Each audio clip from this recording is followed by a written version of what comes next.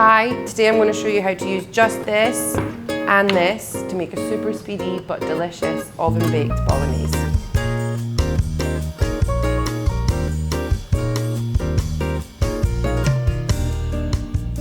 Okay, so to get started, we'll pop our pan to the side. You just need to do a bit of chopping, chuck it all in here. So we need an onion, some garlic, some pancetta, a jug, sun-dried tomato paste and some porcini mushrooms. So what you want to do first is get these into soak, because we'll use the liquid in that in the bolognese. So this is just going to soak in 200 ml of water, hot water, whilst we prep the rest. The beauty about this is you can just make the paste.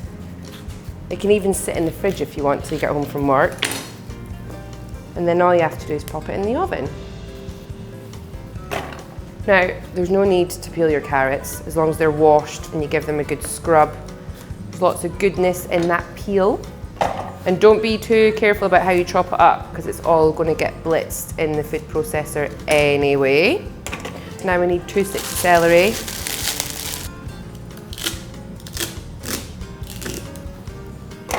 Okay, garlic, measure with your heart. I usually do about 6 cloves. But if you've got more, by all means, go for it. Keep the vampires away.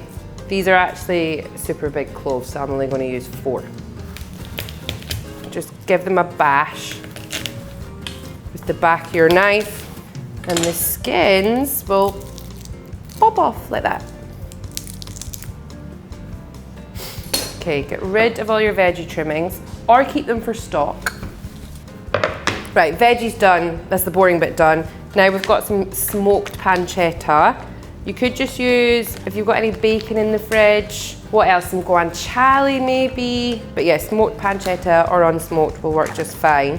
And when you blitz this in with the veggies, it's going to help make it salty and smoky and really give that paste some flavour. Sun-dried tomato paste. You could just use normal tomato paste, tomato puree, but this again just adds another level of flavour without having to do any more work. Okay, I'm going to grate in quite a big pinch of nutmeg. It may not seem traditional, but my husband is Italian and he always puts it in his. Once you think you've added enough, you've not added another bit. That should do it. And then about 6 tablespoons of oil, and then blitz it all up. Or don't. Oh, that sounds better. Oh. Okay, that took a lot longer to fix than you're going to see, but I think. So just blitz that up until everything's kind of combined. It won't be completely smooth, but we've still got to add the mushrooms.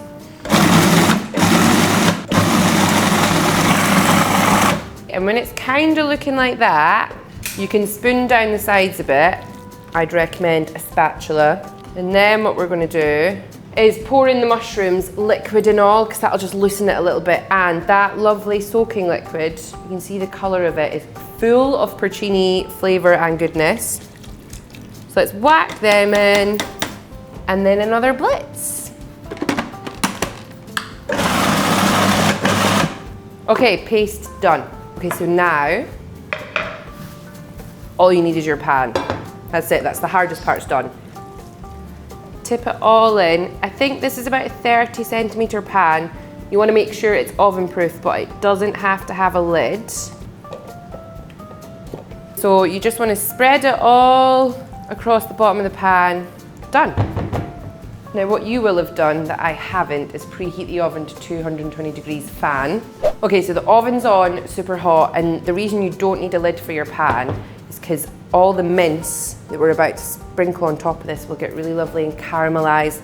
The flavours from those pastes are going to kind of rise up, the fat from the pancetta. We put a little bit of oil in it.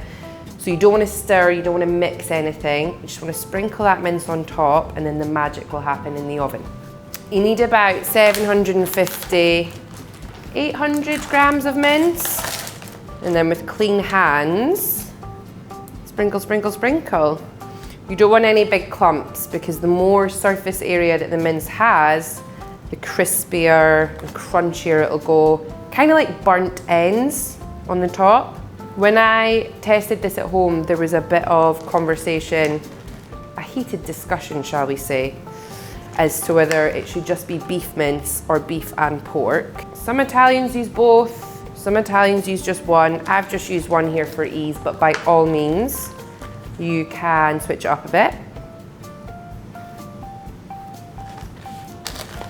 Make sure the whole pan is covered, but don't worry if you've got gaps for that paste, because it'll ooze up through the mince.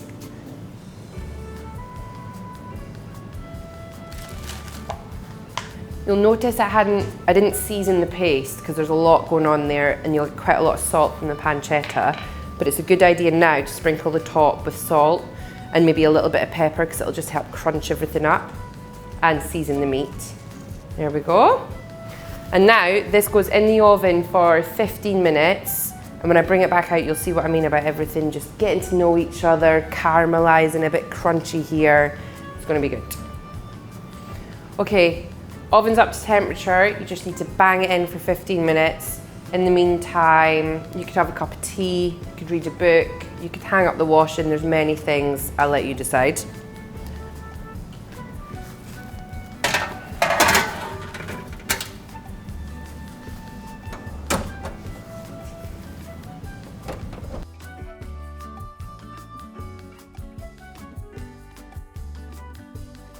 Okay, so that's had its 15 minutes of fame now.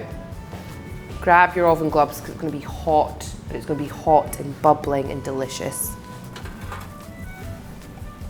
And that has done exactly what we wanted to do. See all the crunchy bits on top of the mince there, all that flavour's coming up through the sides. Perfect. So 2 last things to do, and then I promise we can eat. Some bay leaves, fresh or dried, I've got fresh. Passata, need about 500 mils, and I'm actually, once I get the lid off, just going to use the same jug I used for the porcini, because it's all going in the same part, isn't it? And there we go. And then we're still not stirring, because I promised no stirring.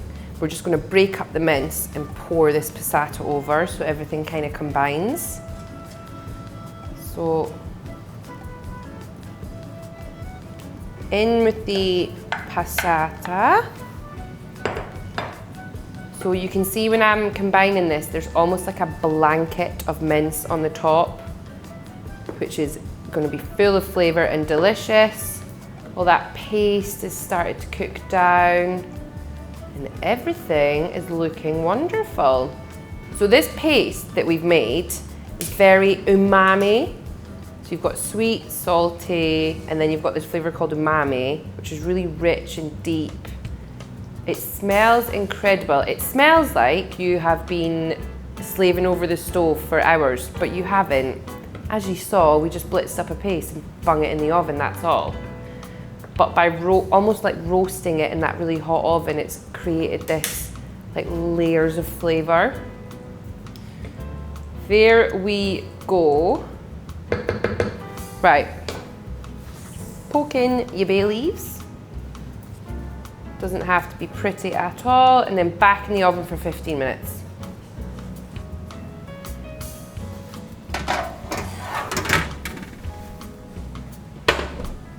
I've just gone to put the bay leaves back in the test kitchen, and it raised a discussion about fresh or dried and why you actually use them. And I think the problem with bay leaves is they are a herb. If you give them a little smell, they're kind of woody. They're also a little bit fresh. They do definitely add flavour, but the problem is you've probably had the same jar in your cupboard for 10 years, at which point it's not going to taste of anything. So make sure all of your dried herbs and spices are up for date. That's an instruction. Okay, so it's had its final 15 minutes in the oven, and now we're ready to get her out and cover it in a blanket of Parmesan.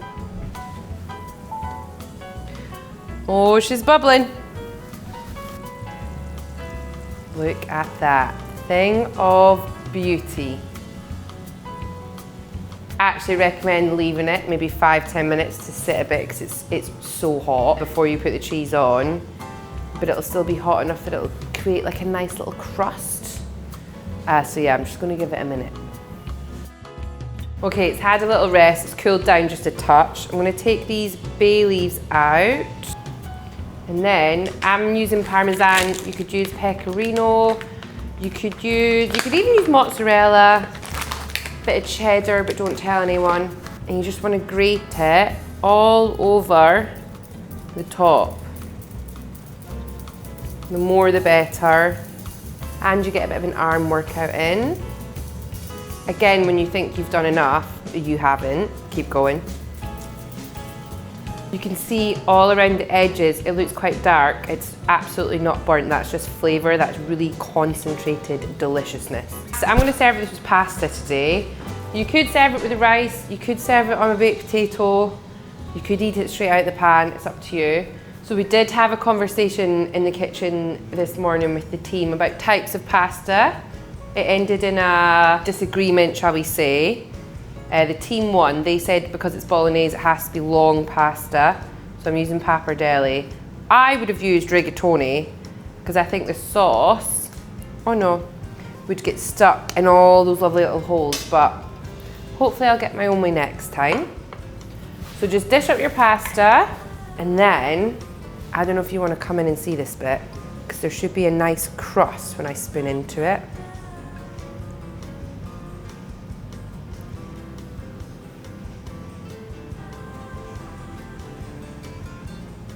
Okay, this is for the team. They can try that and let me know how it is. My part, chef's treat. I'm gonna have this big, crunchy bit. If I can get it on the fork.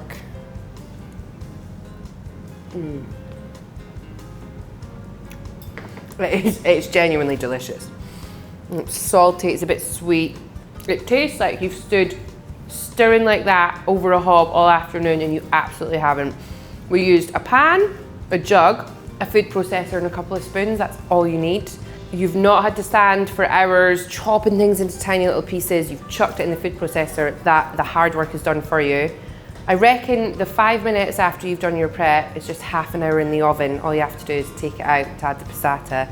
So 30 minutes, dinner's on the table with a little bit of prep.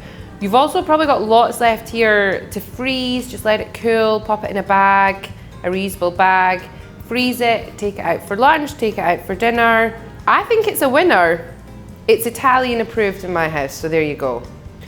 Well, I think that's everything. I'm just gonna help myself to another crunchy bit, but go on, get your food processor out and give it a go.